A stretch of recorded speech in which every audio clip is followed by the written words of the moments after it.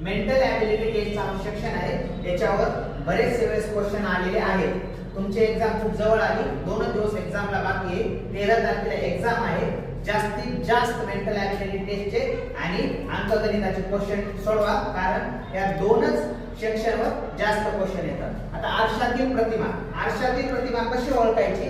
ते एक प्रश्न आकृती देतात, ती आकृती आरशामध्ये किंवा त्याचं प्रतिबिंब कसं दिसेल असं विचारतात आणि 4 ऑप्शन देतात. ज्यावेळेस अशी आकृती दिलेली आहे त्यावेळेस काय करायचं, आरशातील प्रतिमा ओळखत असताना उजवी साईड बाजूला जाते, डावी साईड उजवीकडे येते. म्हणजे राईटचा भाग लेफ्टला दिसतो, लेफ्टचा भाग राईटला दिसतो.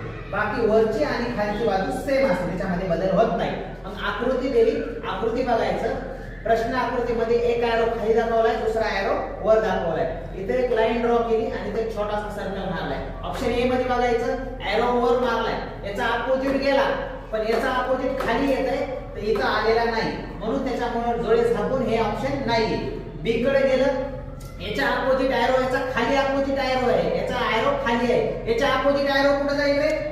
वर जाणार. मग इथं वर गेलेला आहे का? गेलेला आहे. मग त्याच्यानंतर काय बघायचं, हे ॲरो वर आहे, आता अपोजिट जाणार म्हणजे खाली येणार. मग हे खाली आलेलं आहे का रे? नाहीये, इथं ॲरोच गेलेला नाही, म्हणून आन्सर बी सुद्धा नाहीये. मग ऑप्शन सी मध्ये बघायचं, इथला याचा अपोजिट ॲरो कोणीकडे जाणार रे? वर जाणार. इथं वर गेलाय का? गेलाय, बरोबर आहे. याचा अपोजिट ॲरो वरचा कुठे येणार रे? खाली येणार. आलाय का? बरोबर आहे. आता ही जे लाईन ड्रॉ केलेली आहे, ही लाईन काय माहिती आहे का? याच्या अपोजिट यायला पाहिजे होती. याच्या अपोजिट आली का रे? हो, आली.